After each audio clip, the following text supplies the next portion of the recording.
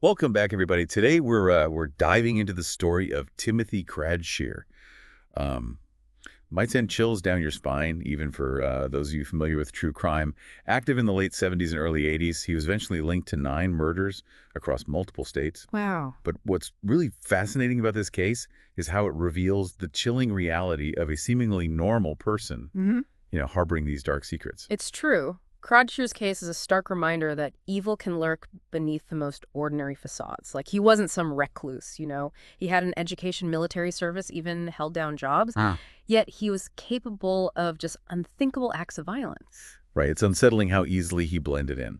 So to get into this, we've got articles, court documents, even glimpses into his own words from interviews, all painting this picture of a double life. So where do we even begin to unpack this? Well, his early life certainly offers some clues. Born Timothy McBride in Pennsylvania in 1944, he faced abandonment by his father as a baby and then adopted his stepfather's surname, Krajcir, after his mother remarried. This, coupled with documented incidents of petty theft at age 6 and disturbing voyeuristic and exhibitionist behaviors by 13, suggests a deeply troubled childhood. So already we're seeing these red flags. Do you think these early experiences played a role in shaping his later criminal behavior?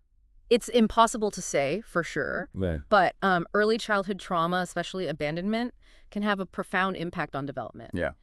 Add to that his documented obsession with his mother starting around age 10, and you have a recipe for a warped understanding of intimacy and control. That's a really good point. It's like these early experiences might have skewed his perceptions of relationships and boundaries. Exactly. And this pattern of troubling behavior only escalated. At 17, he enlisted in the Navy, but was dishonorably discharged after just over a year for sexual assault. Wow, that's a huge escalation. It's Yeah. like he couldn't control these urges, these impulses. And this lack of impulse, control, the disregard for boundaries, the need to exert power over others, particularly through sexual violence, becomes a recurring theme in his life. In 1963, at just 19, he enters the Illinois prison system for rape, marking the beginning of a cycle of incarceration that would define much of his adult life. Okay, so now we're seeing this pattern of escalating criminal behavior and this cycle of in and out of prison. But then there's this really bizarre twist. The sources say that in 1988, when he's up for parole, he actually chooses to stay in prison. He even stops attending therapy sessions, claiming he didn't want to hurt anyone. Huh. It almost seems like he knew he couldn't control himself on the outside. This is where Krajcir's case gets really fascinating and, frankly, disturbing. This decision to stay incarcerated as much as it protected potential victims also speaks volumes about his self-perception. Right. Did he see himself as a monster needing containment? Was this a warped sense of responsibility? It's like a chilling self-awareness, right? Yeah. Who knew he was capable of such horrific acts. Precisely. And this chilling awareness makes his subsequent actions even more perplexing. Because despite this apparent attempt at self-control between 1977 and 1982, Krajcir embarked on a horrific spree, killing at least 9 women. So even with this awareness, he still couldn't stop himself. It makes you wonder about the nature of evil, the possibility of rehabilitation. It raises profound questions about the human capacity for both good and evil. It does. And what's even more disturbing is that these murders span multiple states. Missouri, Illinois, Kentucky, Pennsylvania. Wow. This wasn't random. It suggests a deliberate effort to avoid detection, preying on women in towns where he had no established connections. And the brutality of his crimes, too. Stalking, breaking, and entering, waiting for his victims. The sources detail a range of ages from 23 to 72 and a variety of methods.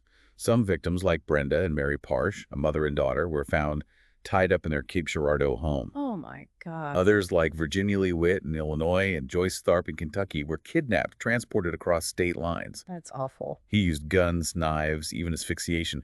It's almost like there was no clear pattern, no single signature to his crimes. His modus operandi, or pattern of operation, varied significantly, which in those days before widespread DNA technology made connecting the dots incredibly difficult. Yeah. It was a perfect storm of factors that allowed him to evade capture for so long.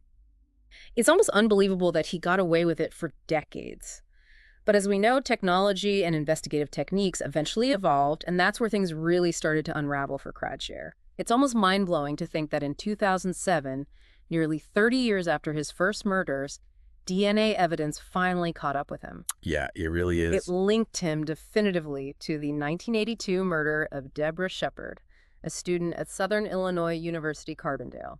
It really highlights the power of scientific advancements in solving these cold cases. For sure. And for the families of the victims, it offered a long-awaited glimmer of hope for justice. I can't imagine the range of emotions they must have felt. Relief, anger, maybe even a sense of closure after all those years. Yeah. What's interesting is that after that initial DNA match, the investigation gained momentum, right? They were able to link him to other unsolved cases. Absolutely. That first domino falling led to a cascade of charges.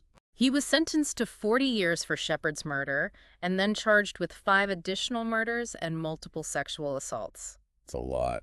Faced with this overwhelming evidence, Krajcir started confessing. Really. In 2008, he pleaded guilty to multiple murders and received 13 consecutive life terms. It's almost ironic that this man, who chose to stay in prison years earlier to avoid hurting anyone, ended up spending the rest of his life behind bars anyway, this time, for the horrific crimes he'd already committed. It really makes you ponder the complexities of his psyche. Yeah.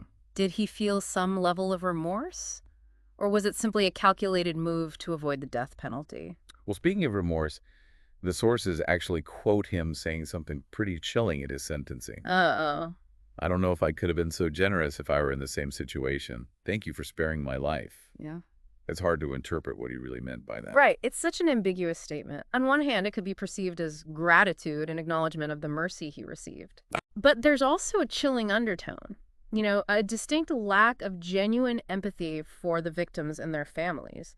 It almost feels like he's minimizing the gravity of his actions. It's really disturbing. And it reminds us that at the heart of this case, beneath all the psychological analysis and legal proceedings, are the victims. Yeah. They were daughters, mothers, sisters, friends whose lives were brutally cut short. Absolutely. It's so easy to get caught up in the macabre details of a serial killer's life. Right. But we can't forget the human cost of these crimes. The devastation, the trauma, the immeasurable loss. We owe it to the victims and their families to remember them, to honor their memory. You're so right. Yeah. It's about shifting the focus, giving them a voice. Their stories matter, and their legacies deserve to be remembered. So as we reflect on Krajcir's case, what are some of the key takeaways? What can we learn from this dark chapter in history? Well, for me, it reinforces the importance of continued vigilance. Krajcir's case shows how easily a predator can blend in and operate undetected for years. It's true. It underscores the need for strong communities, for looking out for one another, for reporting suspicious behavior. That's a crucial point. It's also a testament to the power of perseverance in the face of seemingly insurmountable odds. Think about the investigators who never gave up the advancements in forensic science that ultimately led to his capture. Exactly. And this case also serves as a stark reminder of the enduring impact of trauma. Krajcir's troubled childhood doesn't excuse his actions. Of course not. But it does offer some context. It highlights the need for early intervention for addressing childhood trauma and its potential consequences. You've given us so much to think about. The psychology, the criminal justice system, the victims, it's all interconnected. And I think what really struck me was the idea that there's still so much we don't know about the minds of serial killers. What makes them tick? Why do they commit these horrific acts? Those are questions that continue to fascinate and perplex researchers. There's no easy answer, no single profile that fits every serial killer. But cases like Krajcir's offer valuable insights into the complex interplay of factors that can contribute to this type of extreme violence. Yeah, it's a chilling reminder that the world can be a much darker place than we often want to believe. But amidst that darkness, it's also important to acknowledge the glimmers of hope, the resilience of the victims' families, the unwavering dedication of law enforcement, the advancements in science that help bring Krajcir to justice. These are all testaments to the human spirit's capacity for good. You're absolutely right. And Krajcir's case also highlights the critical role of ongoing research and dialogue in understanding these complex issues. We need to keep asking those tough questions, keep exploring the factors that contribute to violent behavior, and keep striving to create a world where tragedies like these are less likely to occur. I completely agree. Knowledge is power. And the more we learn, the better equipped we are to address these challenges head on. Yeah. And, it's easy to get caught up in the sensationalism of true crime. Right. But it's crucial to remember that behind every case file, every headline, are real people, real lives, forever impacted by these events. That's a powerful reminder. These weren't just names on a police report. These were individuals with hopes, dreams, loved ones. And their stories deserve to be heard not just as victims, but as the complex, vibrant individuals they were. Exactly. So for you listening, if you've been captivated by this deep dive into the dark world of Timothy Krajcir, I encourage you to dig deeper. Seek out the stories of his victims, learn about their lives, their families, their communities, because ultimately it's their stories that matter most. That's a great point. Let their memories serve as a catalyst for continued conversation, for a deeper understanding of the complexities of human behavior, and for a renewed commitment to creating a safer and more just world. Well said. And on that note, we come to the end of our deep dive into the unsettling case of Timothy Krajcir. But remember, the conversation doesn't have to end here. We encourage you to share your thoughts, your questions, and your insights with us on social media. And until next time, keep exploring, keep questioning, and keep diving deep.